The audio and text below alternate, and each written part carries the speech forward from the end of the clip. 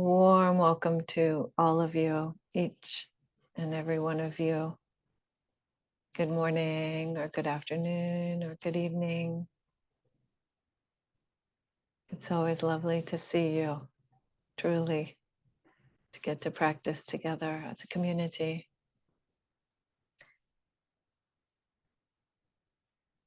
So this is the Sunday Sound of Dhamma program, and that means we're going to spend just a brief 10 minutes or so with a lightly guided meditation, and then I'll offer a Dhamma talk. And we'll have time for some reflections and questions and answers at the end.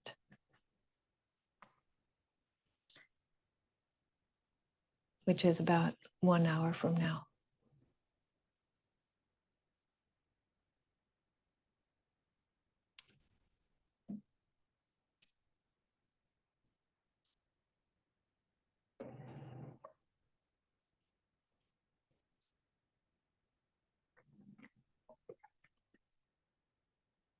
Wonderful. So you can begin by establishing your meditation posture. I like to start with a bit of rocking the body from side to side and from front to back.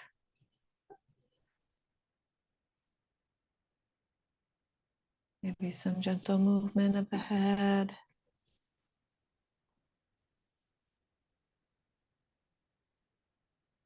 And the body to come into a balanced, upright posture.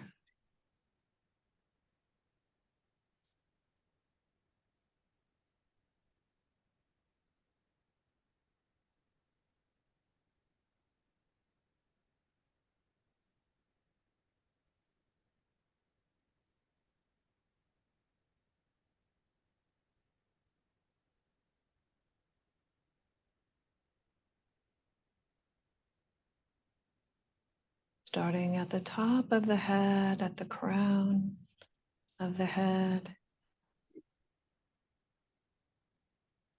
aware of the earth element, aware of this body as having solidity and firmness.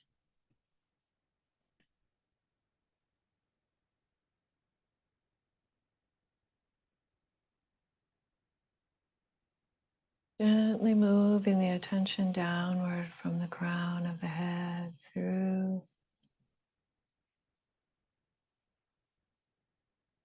base,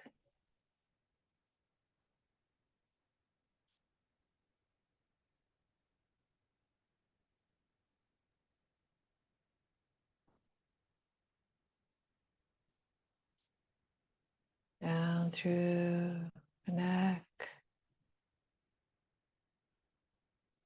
Just checking in point by point, aware of the stability, the natural stability of this body as earth.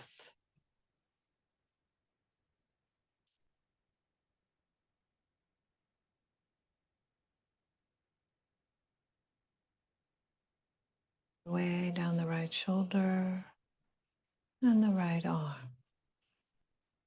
Slowly, slowly.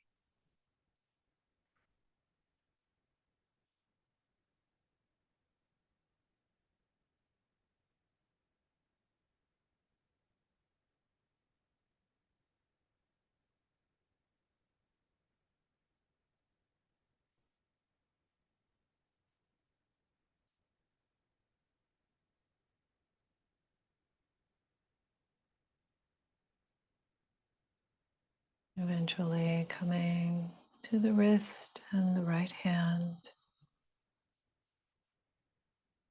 Aware of the earth element.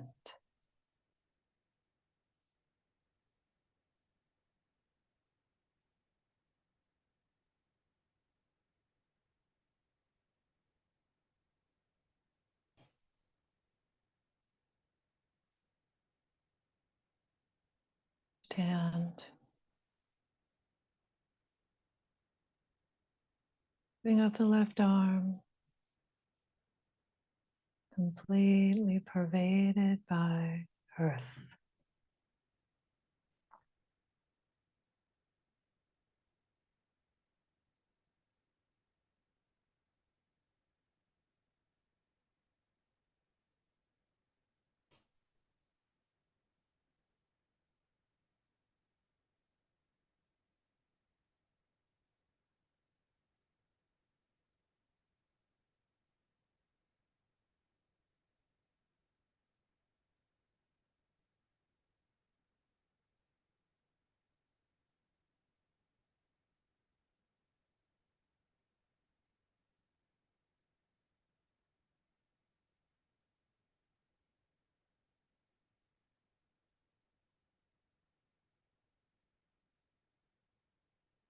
Arriving at the left shoulder.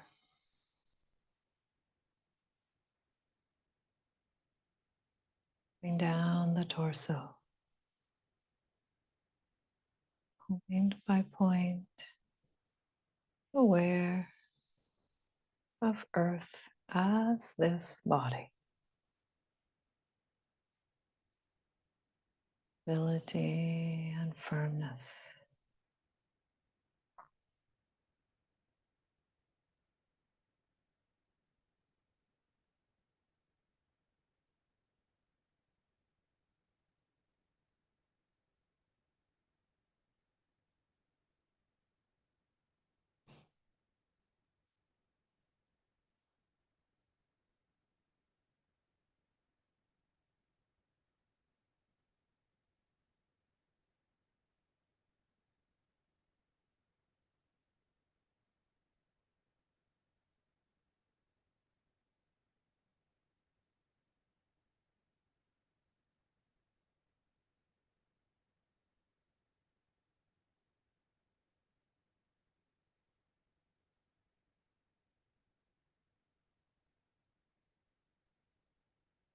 We know that every cell in the body is pervaded by earth. We are beings made of carbon.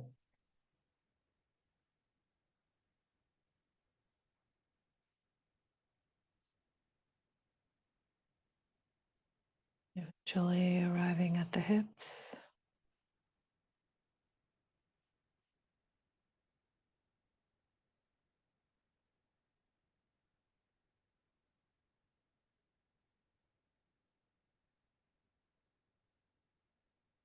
Down the right leg.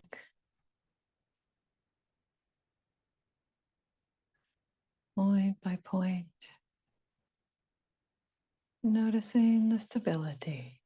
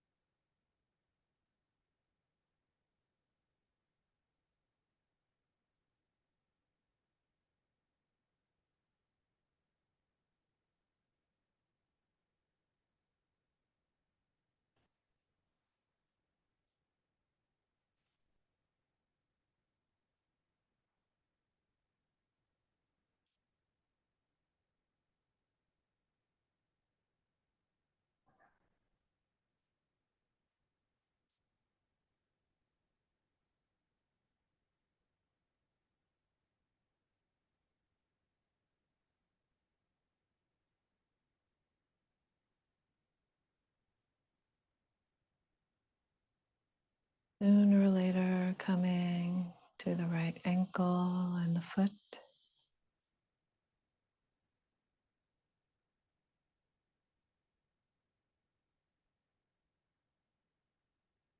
Also pervaded by earth.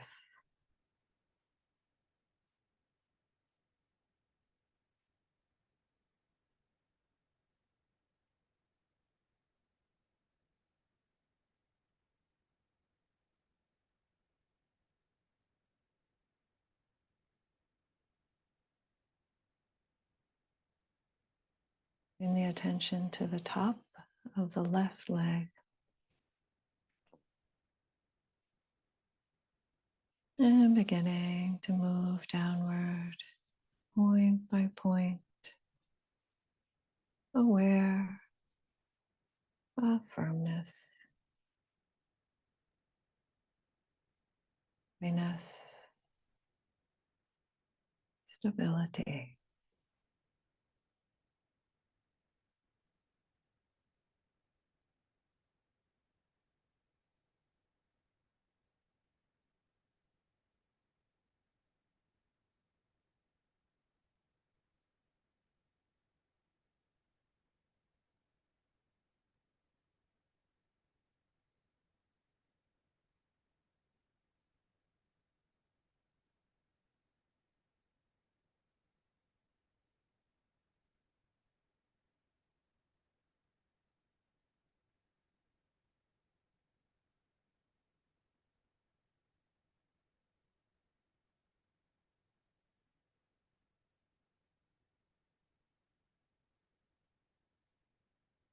Eventually arriving at the left foot.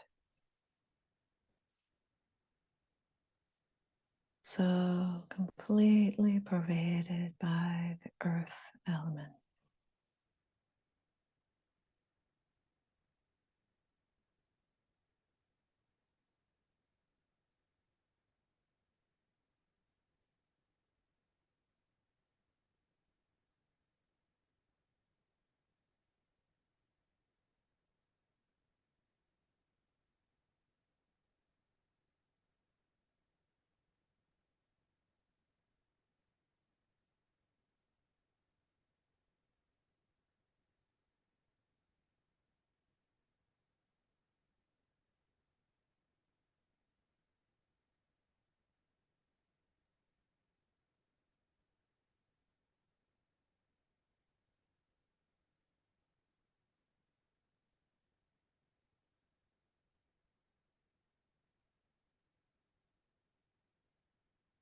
Shifting lastly to the earth element beneath you. Chair, the floor, cushion, the whole planet. Aware of the earth, firmness and stability beneath you.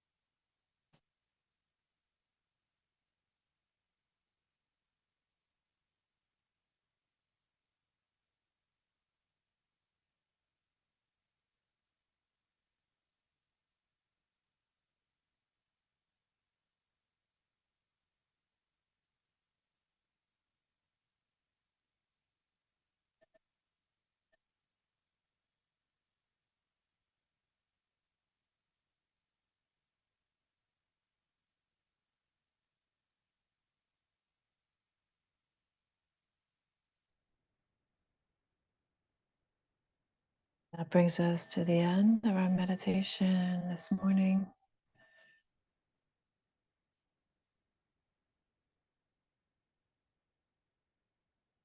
Could you all hear the bell? No bell. I turned it. All right, well, I turned the sound setting, but maybe Zoom has changed something. I'll try to iron that out next time.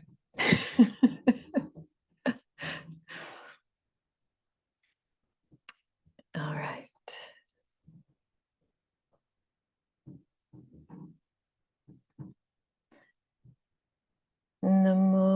tassa bhagavato arahato samma sambuddhassa.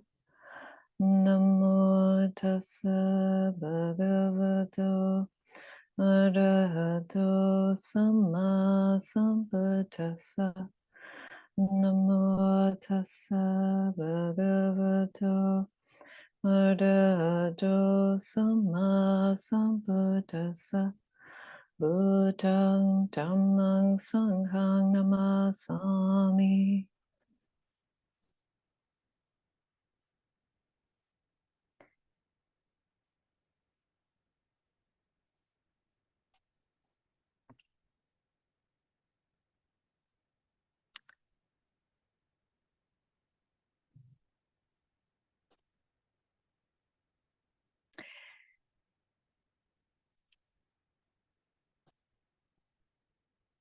So today, here in London, there was an event called the Peace Walk. And the Peace Walk was happening in support of peace, the ending of war in all places.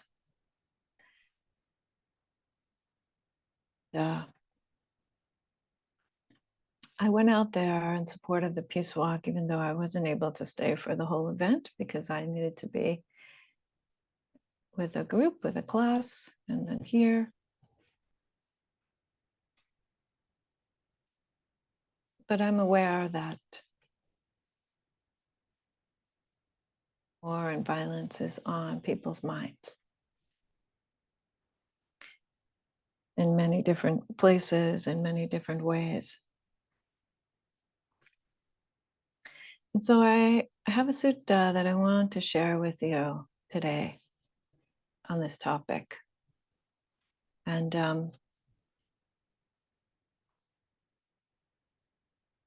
sutta from the early Buddhist discourses, actually from what is believed to be one of the earliest. So you might have an idea that everything that comes in the Pali texts is early and everything that comes in other texts is later.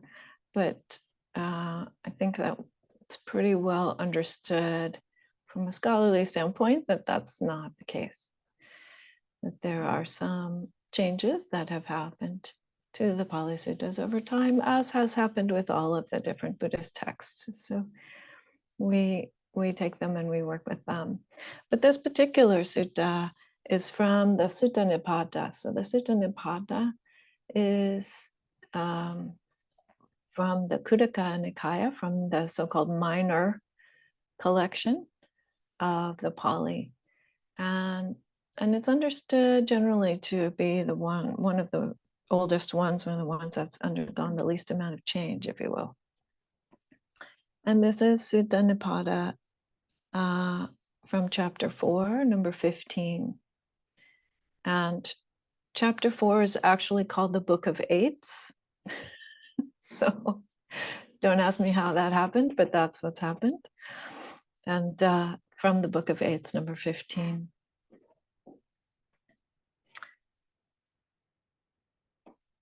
And there are a few translations of this. So we're going to look at least one from Bhante Sujato.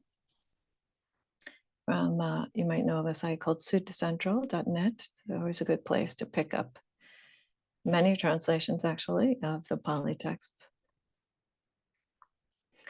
And the Sutta Nipata also comes with a commentary, as do all of these, actually usually multiple layers of commentary.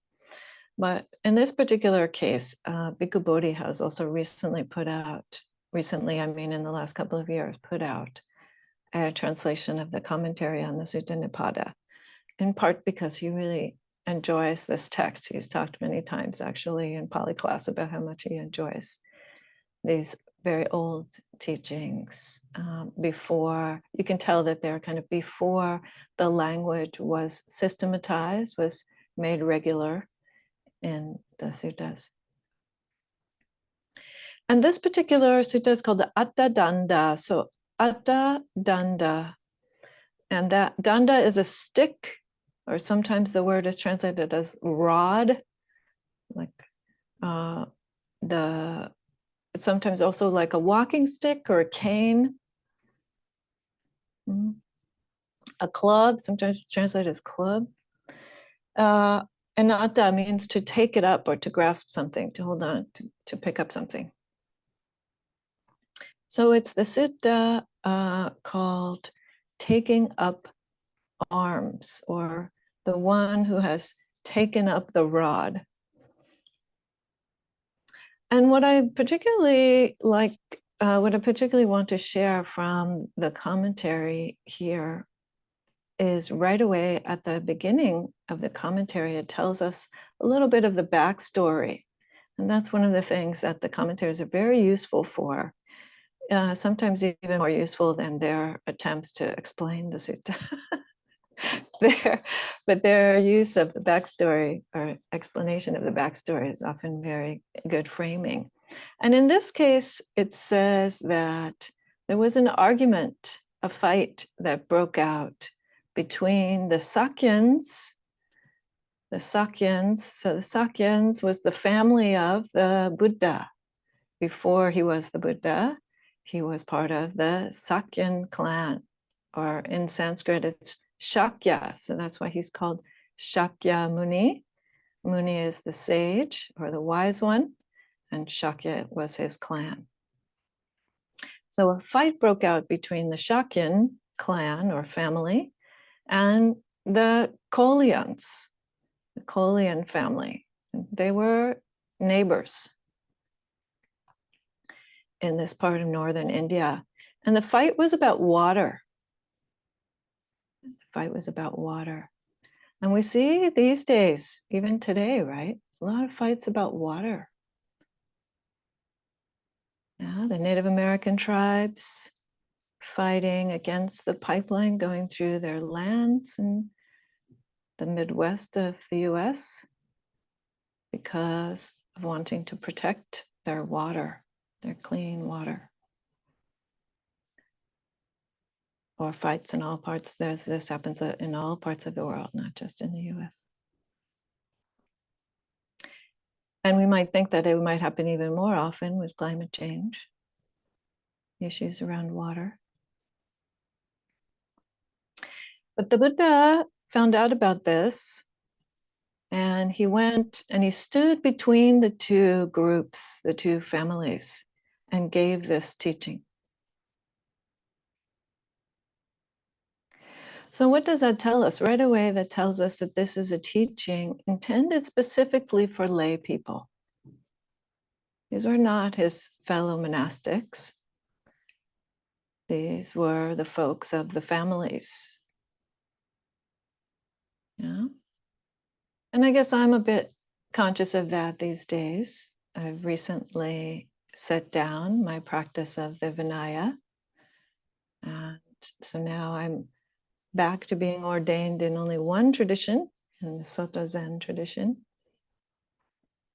And that was a couple of weeks ago now. And still a Dhamma teacher, still a practitioner, still very much giving my life to the Dhamma.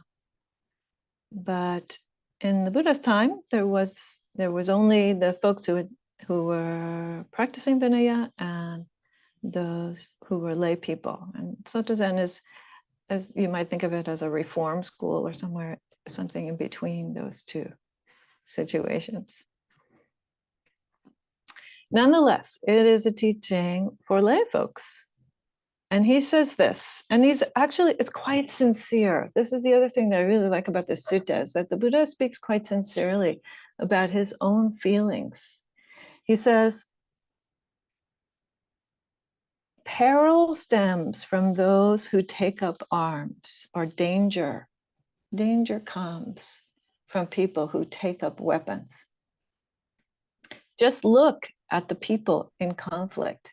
So you can envision him standing there between these two warring families and saying, just look around you at the conflict that is happening right now. Mm-hmm. He says, I shall tell you about how I came to be stirred with a sense of urgency. Not urgency that fuels violence, but urgency about the path, about resolving his own inner conflicts as a way of being the presence of peace in the world. So he says, I saw the people flounder or like thrashing about, struggling, right? We can all relate to this. We see ourselves and each other struggling, thrashing about. He says, like a fish in a small puddle. Dogen, A.A. Dogen, the founder of Soto Zen, then later echoes this teaching of the fish in the small puddle. He talks about it. So back to the Buddha, Shakyamuni Buddha, the historical Buddha, 1700 years or so before Dogen. Seeing them fight each other, fear came upon me. So now he's talking about in the past, not just what was happening in that moment, right? But he's saying, I saw how conflict was happening, people were fighting, and I felt fearful. Right? There's so much anxiety in our world right now. So much fear. And the Buddha was talking about how he felt just like that at seeing conflict, at seeing people struggle, at seeing the violence that was happening in the world. He said the world was hollow or kind of insubstantial, and all the directions were in turmoil. And I wanted a home for myself, right? I wanted to find my home. I wanted to find my place of peace, of settling down. But I saw nowhere that was unsettled. And so by this, he means, I think that he means literally, like I wanted to have just a peaceful piece of land to be on. And yet there was a claim to all the places, right? So I think of that and I think to myself, well, yeah, right. So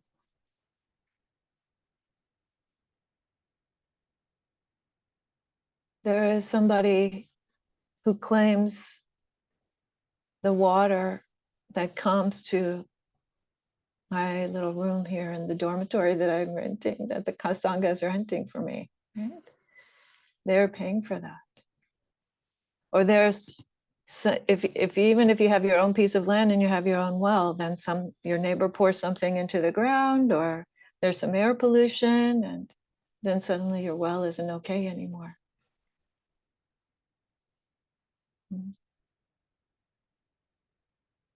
So different things can happen that even when we think we have found a place, that there are different claims to resources in the world and places in the world, right? And he said, even when they were settled, even in their settlements, they were fighting. Right? Even when you think that the boundaries have been drawn, then somebody decides they'd like a different boundary. Out of greed, out of hatred, out of delusion. So seeing this, I grew uneasy. And then we come to the pivot point. And this is very, very important. So then the Buddha says, then I saw the dart, or sometimes it's translated as the arrow or the thorn. Then I saw the dart in the heart. That dart, so hard to see.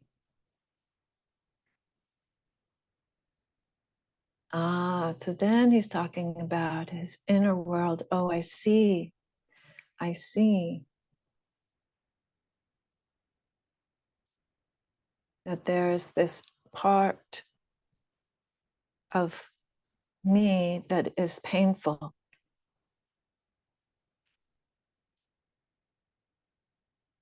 And then the commentary helps us out, helps us out by saying heart means mind. Yeah. So as we know from, maybe you know from some of the Asian languages like Chinese or Japanese, right? Shin means both heart and mind. Here we have somehow decided that those things are different. But from the standpoint of the Dhamma, whether you are working on a formula that is calculating the measure of the universe, or whether you are feeling sadness over the loss of your family member, those are thoughts that arise through the same process.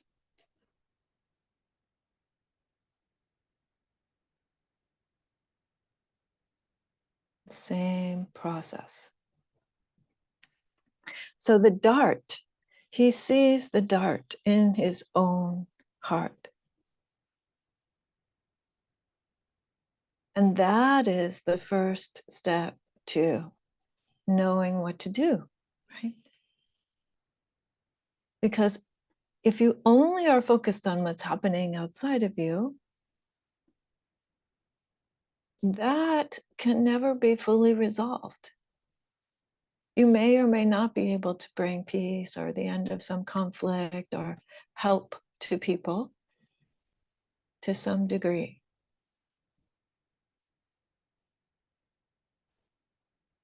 But true peace is this that we have inwardly, is actually the nature of our minds. Our minds are naturally peaceful.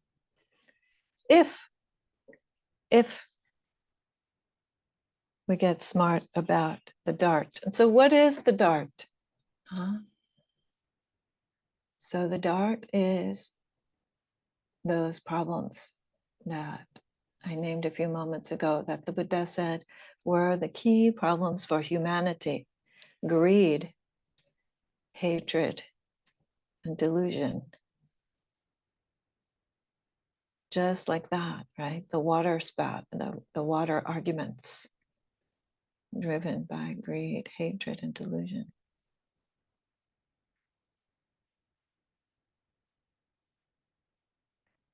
And the commentary adds a few other items, but I don't want to get into list making. I want us to stay with the feeling tone of this particular sutta. Yeah.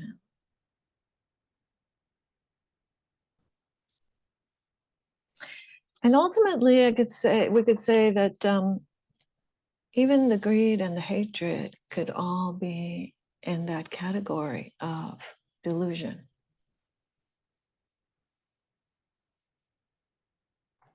It comes out of a misunderstanding of the way that things are and of the effects of our own choices. Right?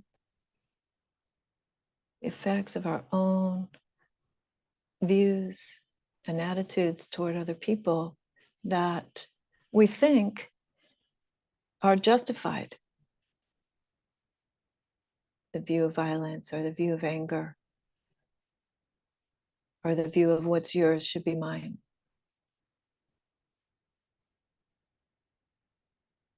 But all of that is an illusion.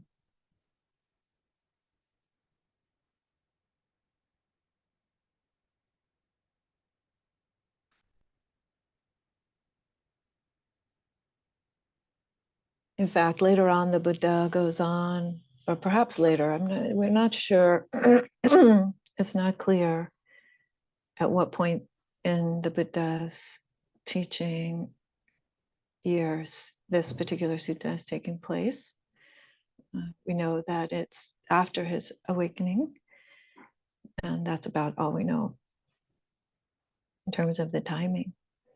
But he gives another teaching, which I am very fond of quoting, which is that if you are If you want to be angry at someone else, that is like picking up a hot coal to throw it at someone.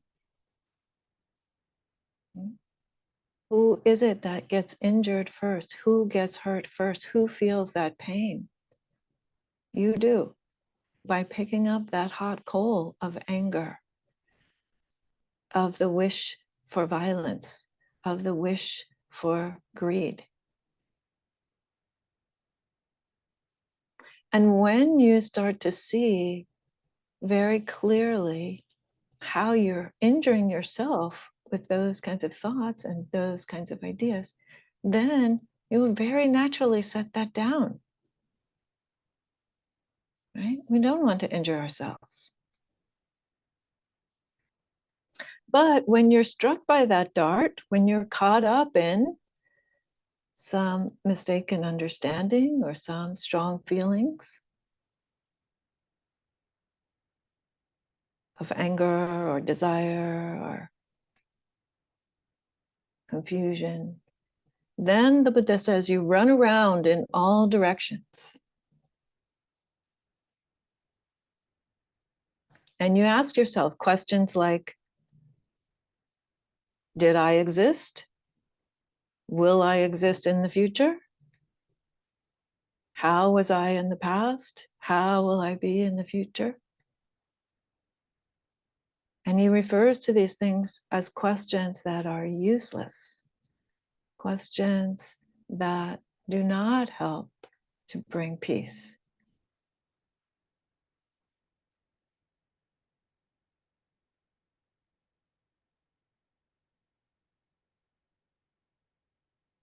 So he goes on, when the dart is pulled out, then you neither run around nor do you sink down.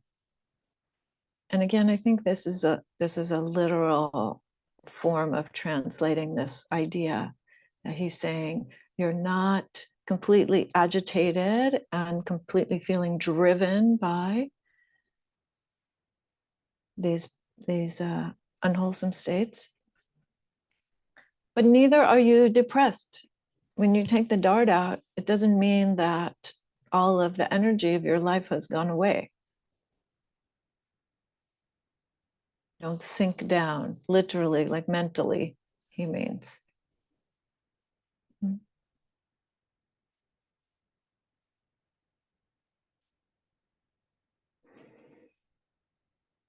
And then this is one of the most interesting parts for me. So then there's this line that says, the trainings are recited.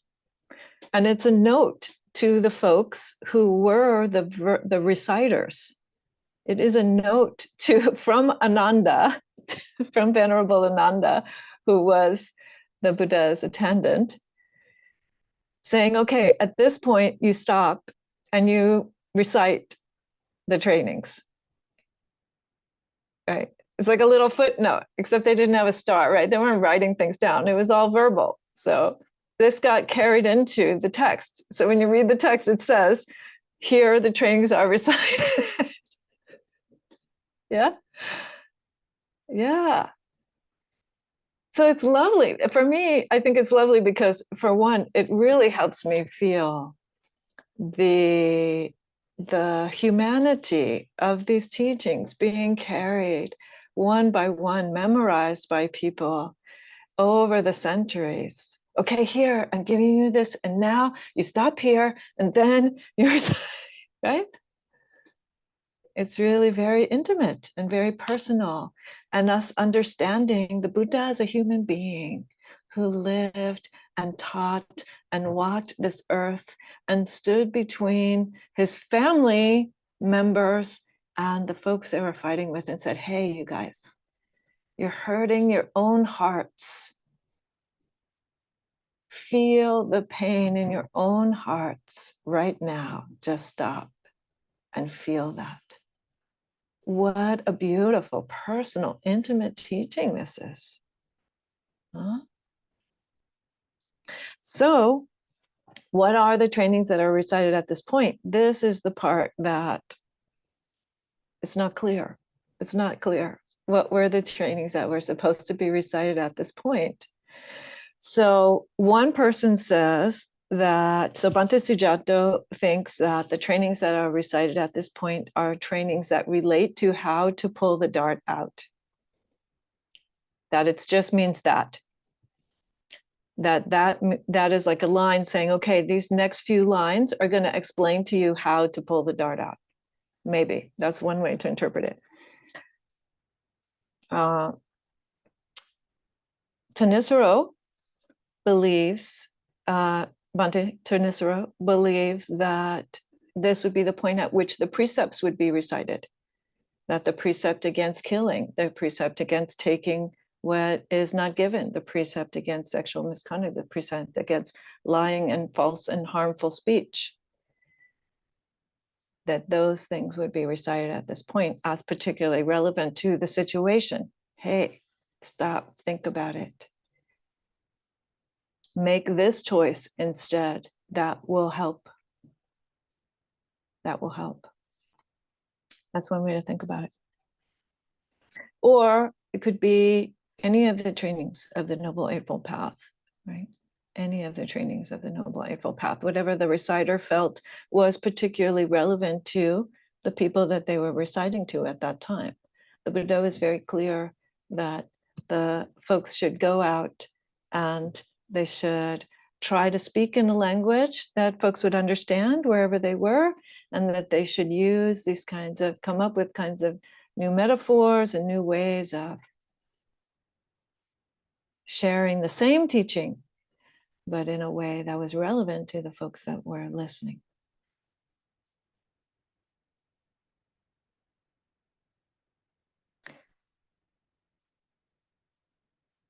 So we go on with the rest of the sutta here. We're going to take the view that, at least for now, that the rest of the sutta, what follows are these trainings, some of the trainings that will help.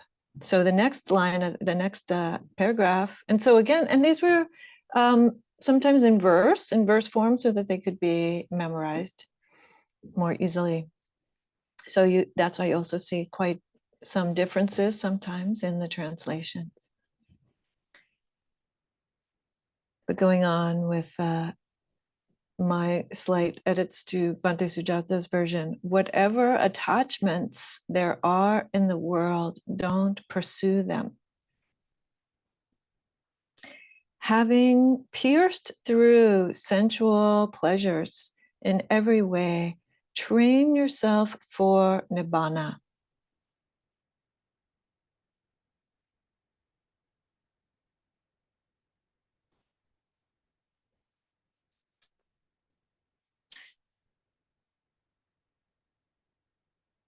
We have to ask ourselves, what is it that is meant by attachment? This is a very often misunderstood teaching within Buddhism.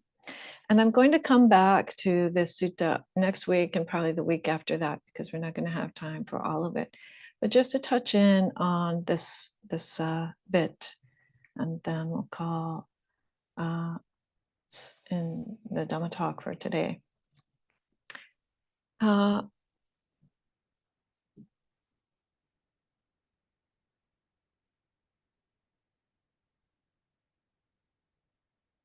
want to suggest that when we think about attachment as it's being expressed in the early Buddhist suttas, it doesn't mean simply caring. The Buddha was a big advocate of caring, actually, right? The whole of his teachings was about compassion,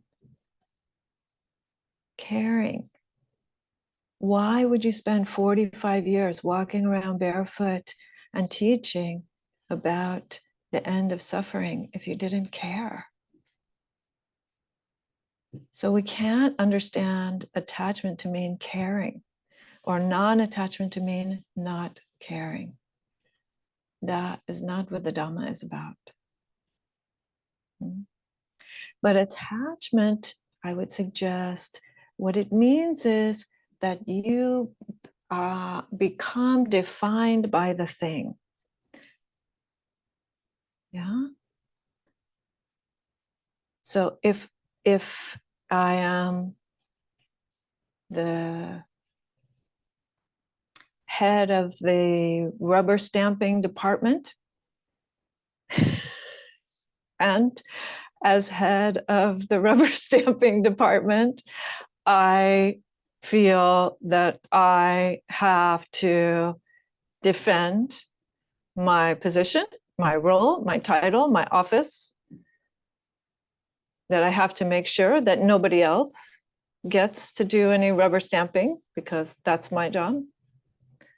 Do you see what I'm saying here? I'm trying to do this in a comical way, but I'm sure, but what I'm saying is it's something about how we create a sense of identity around things or ideas or titles or places or people or animals or jewelry or hair or any other number of different things.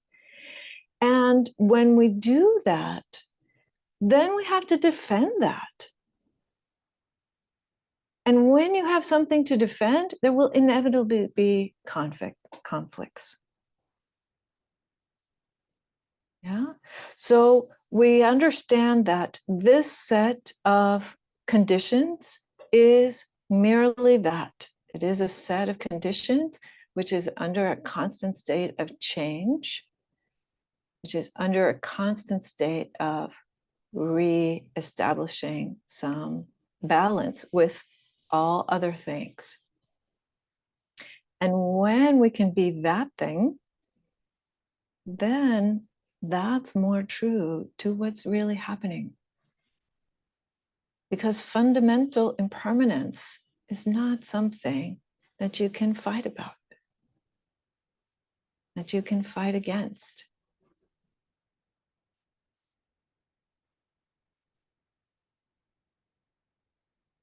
So again, it's not that we don't need to stand for something. We stand for something. The Buddha stood for something. He stood for compassion.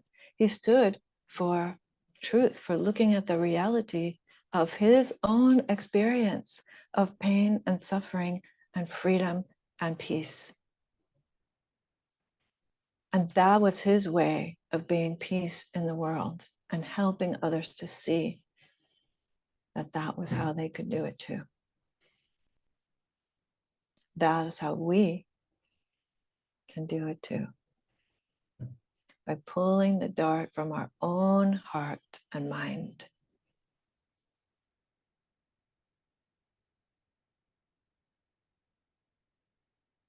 Thank you for your kind attention today. And next week, I will talk more about Nibbana, because that's a bigger topic, and it's important also to what he's saying in the rest of the sutta. The sutta goes on in the most interesting way. So I hope that you'll come back for the next couple of weeks as we go through the rest of that.